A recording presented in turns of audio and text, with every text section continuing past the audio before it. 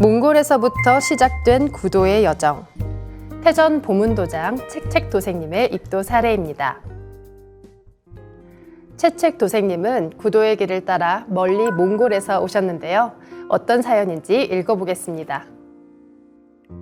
제가 12살 소녀였던 1990년 봄, 몽골 사회는 민주화 운동으로 인해 엄청난 혼란을 겪기 시작했습니다.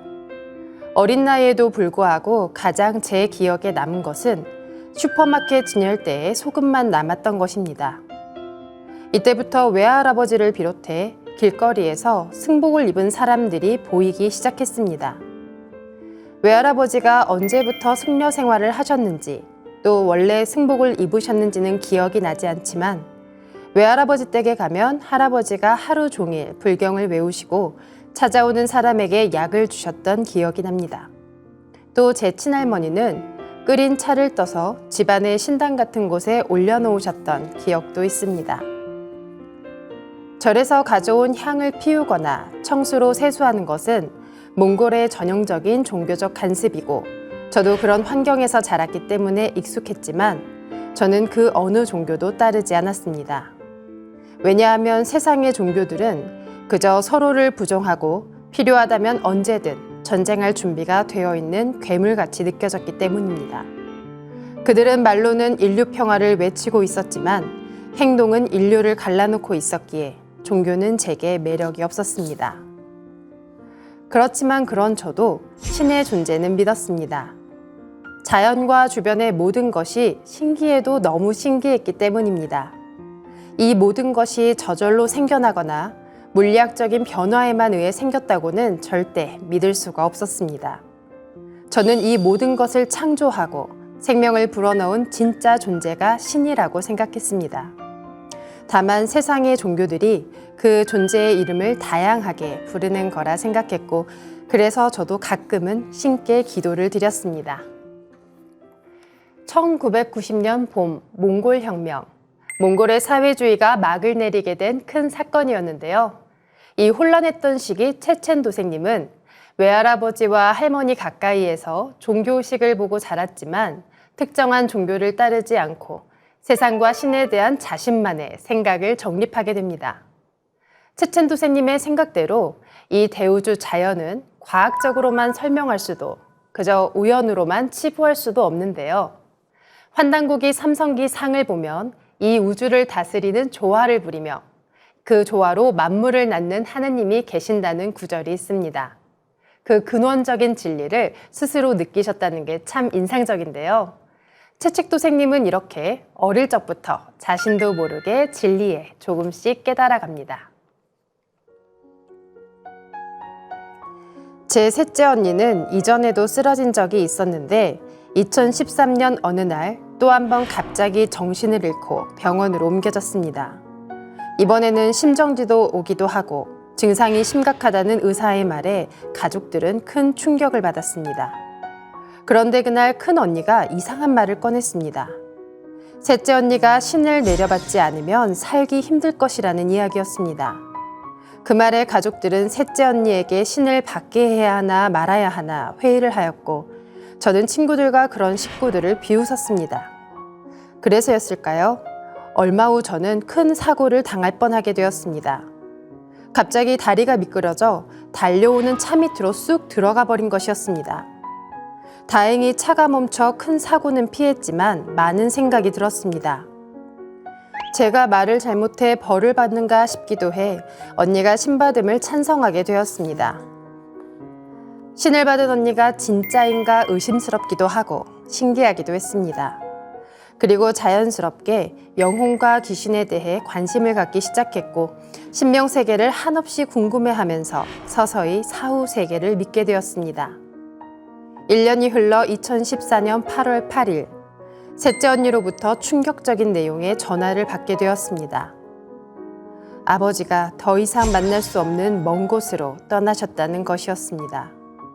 그 순간 남편에 대한 원망이 몰려왔습니다. 전날 밤 왠지 모르게 아버지한테 너무 가고 싶었는데 남편이 사정이 생겨 다음 날로 미뤄 아버지를 마지막으로 보지도 못했던 것입니다. 아버지를 보낸 하늘이 멀고 땅이 단단했던 그날, 첫 아이를 임신 중이었던 전 충격으로 양수가 터져 아이는 병원에서 미숙아로 태어나게 되었습니다. 그 정신없는 사이 아버지는 땅에 묻히고 결국 저는 아버지의 그 마지막 모습조차 보지 못했습니다. 남편이 아빠가 된 날, 전 아버지를 영원히 잃은 것입니다. 아버지의 마지막을 보지 못해서인지 어딘가 있을 것만 같은 아버지를 찾아 아버지 집, 언니 집, 아버지가 오르시던 산과 거니시던 거리를 모두 헤매었지만 그 어디에서도 아버지는 보이지 않았습니다. 그렇게 아버지를 한 번이라도 볼 수 있지 않을까 하는 마음으로 수행에 관심이 생기게 되었습니다.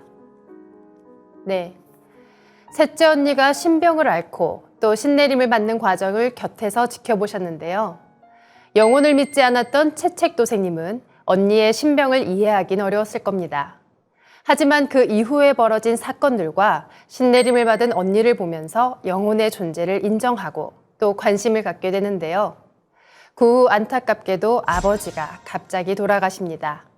그 와중에 첫 아이를 조산하며 아버지의 마지막 모습도 못 본 채 영영 이별하게 되는데요. 너무 가슴 아픈 일이죠. 그런 아버지를 향한 그 그리움이 도생님을 수행의 길로 이끌게 되었습니다. 2016년 둘째를 낳고 석사 공부할 좋은 기회가 생겨 한국에 왔는데 공부를 하면서 나에 대해서도 조금 더 알게 되었습니다. 내가 가진 신관이나 인류가 한 덩어리로 평화롭기를 바라는 마음이 세계주의와 비슷하다는 것을 알게 되었습니다. 지금 돌이켜 생각해보면 지난 과정들이 아마도 상제님 진리를 만나기 위한 준비 과정이었나 싶습니다. 진짜 신에 대해 했던 생각과 종교는 인류를 갈라놓으면 안 된다는 생각, 세상 사람들이 싸움 없이 공동체로 잘 지내기를 바라는 마음, 신명세계와 수행에 대해 관심을 가지게 된 과정, 이 모든 것이 상제님께서 남기신 길을 가기 위한 준비였던 것 같습니다. 그 생각은 2020년 상생문화연구소에 입사하고 나서 더 굳어져 갔습니다. 입사하기 전에 상생문화연구소에 대해 알아보았는데 유튜브 영상에서 수행하는 장면이 나와 좋았고 입사하면 함께 수행하겠다는 생각까지 했습니다. 하지만 입사 이후 수행은 하고 싶은데 입도는 생각하지 않았기에 어떻게 수행을 해야 할지 헤맸습니다. 그런 와중에 연구원을 위한 수행 프로그램이 열려 수행을 할 수 있는 좋은 기회가 생겼습니다. 수행을 시작하고 얼마 후 제사상 같은 것이 보이면서 나도 모르게 입에서 제사라는 말이 흘러나왔습니다. 처음에는 잠깐 졸았나 생각했는데 그 장면이 계속 떠올라서 제사를 올렸습니다. 그 이후 수행할 때와 안 할 때 심신의 차이를 많이 느끼게 되었는데 수행을 지속적으로 하면 확실히 덜 피곤하고 긍정적인 마음이 생겼습니다. 계속해서 수행을 통해 좋은 결과를 얻고 싶은 욕심도 생기면서 수행을 더욱 좋아하게 되었습니다. 도전도 읽어보니 내가 예전부터 생각한 신관과 똑같았고 신명들의 이야기가 신비로웠습니다. 연구소는 제게 마치 동화 속 신비의 나라 같은 느낌이었습니다. 채책도생님의 삶은 그 모든 흐름이 상제님 진리를 만나기 위한 자연스러운 과정으로 보여지는데요. 몽골에서 한국에 오게 되고 또 증산도 상생문화연구소에 입사하게 되면서 진리에 성큼 가까워집니다. 또 수행을 통해 조상님께 제사도 올리게 되고 무엇보다 몸과 마음에 긍정적인 변화를 느끼셨는데요. 수행과 더불어 도전 속 상제님의 진리를 접하며 어릴 때부터 차곡차곡 쌓여온 종교와 신, 영혼의 세계와 수행에 대한 의문점들이 하나씩 정리가 됩니다. 채책도생님은 얼마나 재미있고 신기했는지 연구소를 동화 속 신비의 나라라고까지 표현하시는데요. 그런데 입도를 다짐한 결정적인 계기는 사람이었습니다.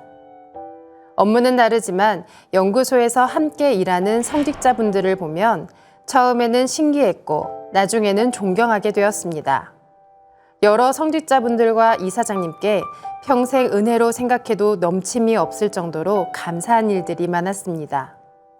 어느 날 점심을 먹으러 가는 길에 대화 중인 양서병 차장님이 웃으면서 사람을 살리려고 그런다고 하는 것을 들었습니다. 그때 그 진심이 담긴 눈빛을 보며 어떻게 그런 생각을 하는지 궁금했고, 생각만이 아니라 실제로 실천하며 남을 위해 내 모든 것을 버리고 사는 그들을 눈앞에서 보니 점점 더 매력적으로 느껴졌습니다. 상제님께서 보면 볼수록 예쁘다고 하신 인간꽃이 진정 그들이었습니다. 입도의 뜻이 없던 내 마음은 자꾸 생각과 반대로 흘러갔습니다. 계속해서 수행을 이어나가고 싶었고, 이 인간꽃들과 계속 함께하고 싶었습니다. 입도에 대한 고민을 하던 중 제 이야기를 들은 남편이 내뱉은 한마디에 모든 것이 정리되었습니다. 당신은 그 수행하는 사람들에게 마음을 뺏겼다.